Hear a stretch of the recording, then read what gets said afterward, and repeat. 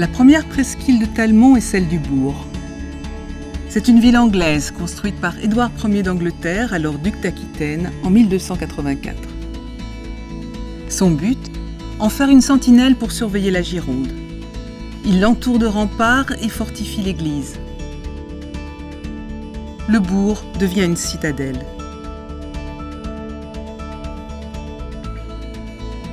De l'autre côté de la baie, la deuxième presqu'île est celle du Caillot, avec ses jeunes vignobles florissants, et les carrelets, tels des bateaux immobiles face au plus grand estuaire d'Europe, la Gironde, large de 12 km en cet endroit.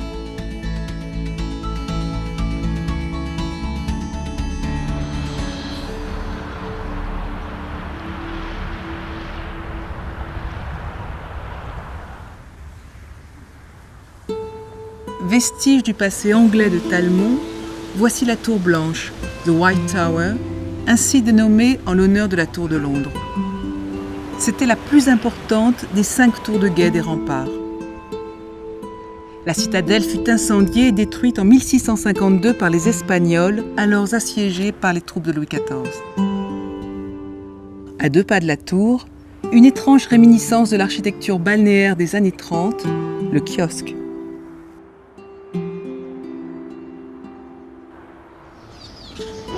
Au cœur du bourg, le tracé des rues n'a pas changé depuis des siècles, se croisant à angle droit pour faciliter jadis le mouvement des soldats.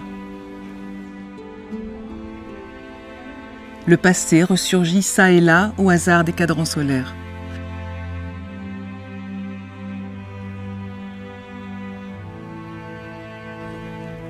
Tous les chemins conduisent vers le joyau de la presqu'île, l'église.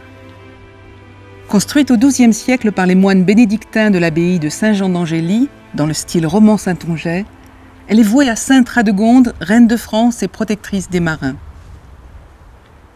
C'est peut-être pour cette raison qu'un marin talmonnais, qui avait survécu au naufrage de son navire en mer de Chine, fit don, en 1910, de cette frégate ex voto, classée monument historique.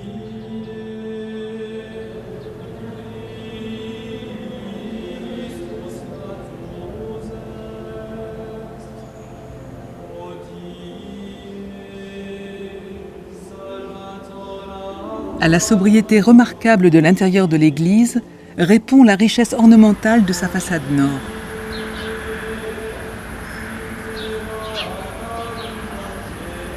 Acrobates, jongleurs et dompteurs de fauves illustrent ici le récit biblique.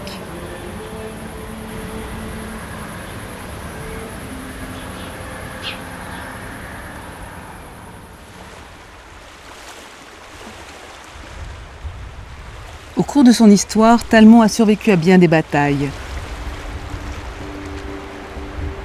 Mais les épreuves du XXe siècle auraient pu bouleverser son existence.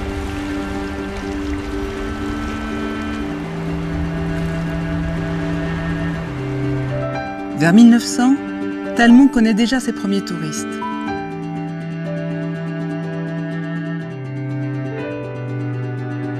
Les habitants vivent simplement de l'élevage, de la pêche, collectent les huîtres sauvages. L'unique source en eau potable se trouve à la fontaine du Caillot. Leur quotidien va être bouleversé quand en 1917, les Américains entrent en guerre aux côtés des Français. Ils ont besoin d'un port sur l'Atlantique pour débarquer leur matériel. Et c'est à Talmont qu'ils décident de le construire. Près de 6000 Américains et 1500 prisonniers allemands s'installent dans ces baraquements sur la falaise du Caillot pour commencer les travaux.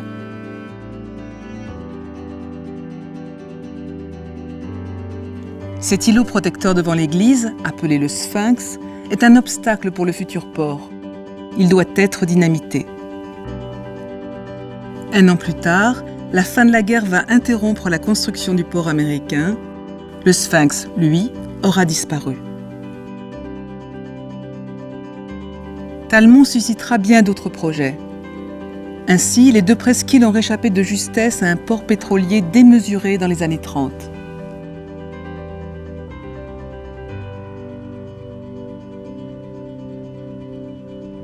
À une marina au début des années 70. Et en 1991, à un pont gigantesque qui devait enjamber l'estuaire presque devant l'église.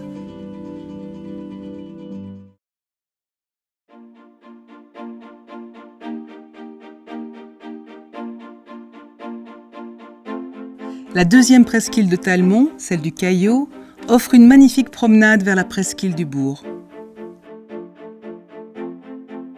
Le sentier dominant la falaise borde de jeunes vignobles qui produisent des vins de pays charentais, rouges et blancs, remarquables et bio.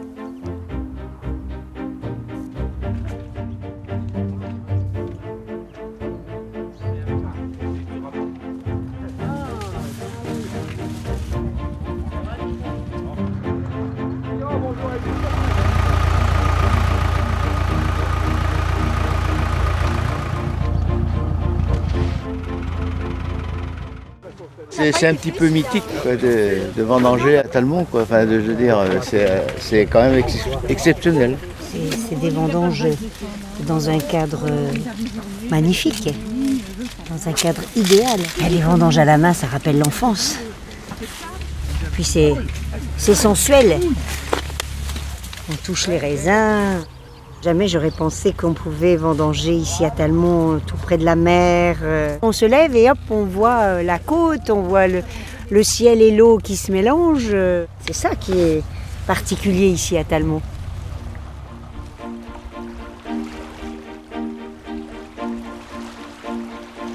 Les carlets se sont multipliés à partir des années 50 et se sont imposés dans le paysage. Maintes fois détruits lors de grandes tempêtes, ils ont presque toujours été reconstruits. On dit que leurs pontons mènent tout droit au bonheur. Nous habitons juste à côté, on traverse et bien voilà. On est de suite en vacances.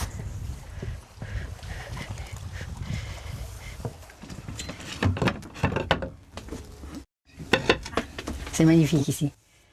Et le calme en plus. 2 ou 3 tours, voilà. Et on remettra après. Allez, vas-y. Bon, on arrive.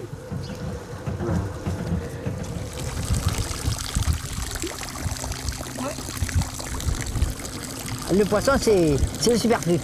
On l'a, on est content, on l'a pas, mais tant pis. On s'en fiche. Allez, remonte voir.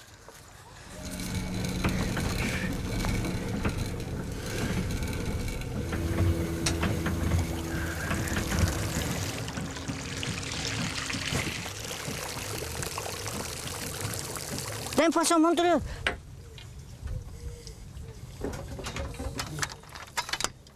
Là, on est dans un coin tellement serein que ça vous détend. Et quand on revient à la maison, on est bien, on dirait qu'on a fait un sauna.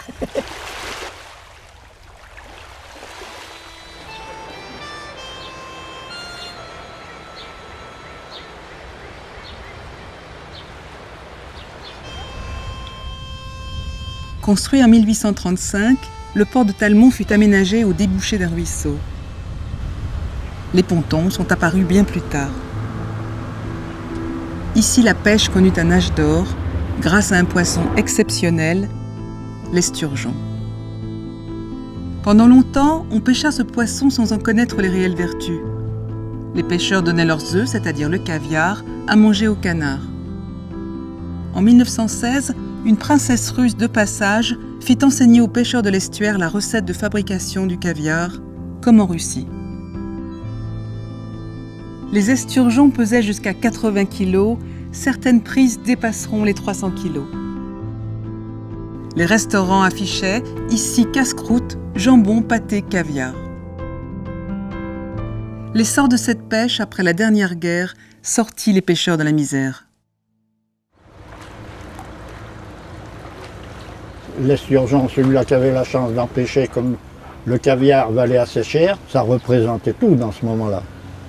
En 1957, ça m'a permis d'acheter ma maison, puisque ça a été ma plus grosse année. Hein. J'avais pêché dans les 103 ou 104 kilos de caviar. Ah, c'était formidable, oui. Mais j'avais beaucoup de chance et puis bon, la connaissance des anciens aussi, qui m'ont appris à bien faire. Mais comme on faisait la pêche à deux autrefois, on naviguait à la voile, quoi, quand j'ai commencé à 14 ans. Alors après, on a fait la pêche tout seul avec les yoles qui se sont modernisés avec des petits moteurs. Avec nos petits bateaux, on sortait, qui faisaient des fois pas trop beau. Et on levait les filets à la main, hein, c'était dur. Hein. Ça fait un peu bateau de sauvetage. d'autrefois, quoi. C'est la même forme, pointue au deux bouts.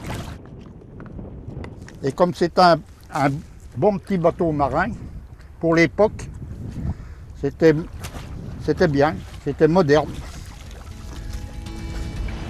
Aujourd'hui, les yoles ont presque toutes disparu, tout comme l'esturgeon qui a laissé la place à un autre poisson emblématique, le maigre.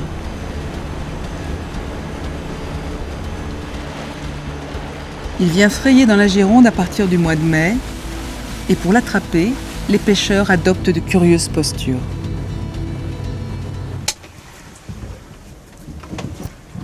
La pêche au maigre, c'est une pêche extraordinaire. Hein. C'est comme de la chasse, on cherche le paquet et puis...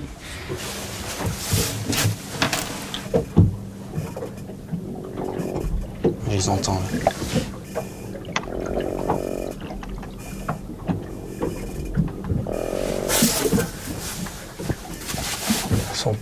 Elles sont pas loin. Ça grogne, comme un petit cochon.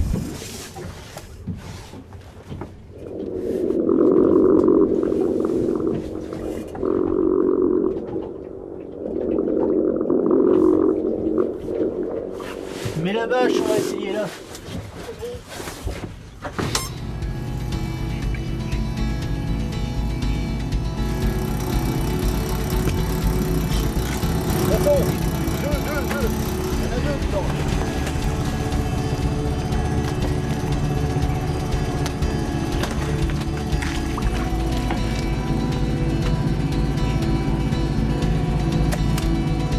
En dépit de son art toujours plus performant, l'art de cette pêche à l'oreille perdure dans l'estuaire, souvent transmise de père en fils, comme pour Xavier.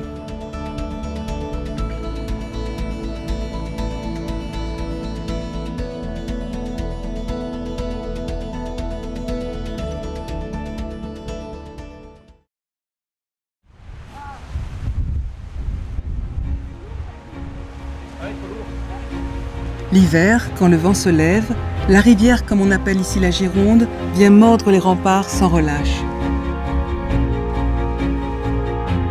On se sent alors comme sur le pont d'un navire.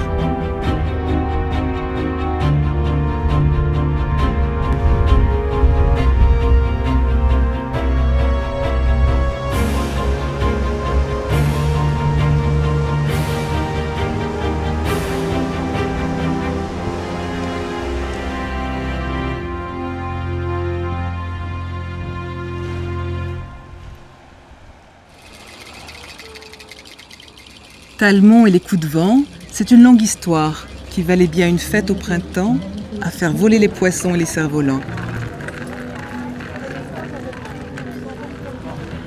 Pour le bonheur des petits et des grands.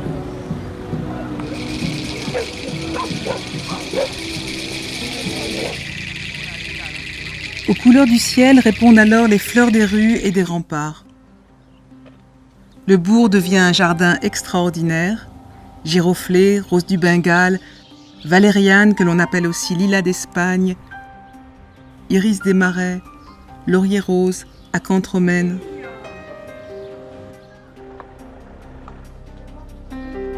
Mais c'est la rose trémière, la rose d'outre-mer venue du Levant, apportée par les croisés, qui a fait de Talmont son royaume.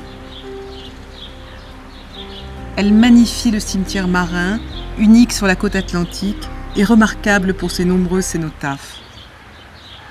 Ils sont posés tels des berceaux de pierre au-dessus des sépultures, selon un mode funéraire hérité du XVIIIe siècle.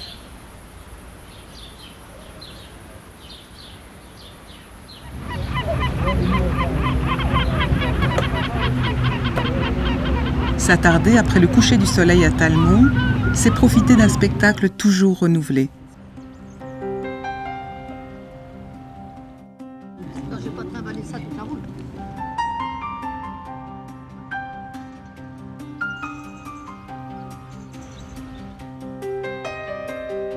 Certains soirs d'été, les Talmonnais prolongent la soirée en éclairant leurs maisons de bougies et lanternes.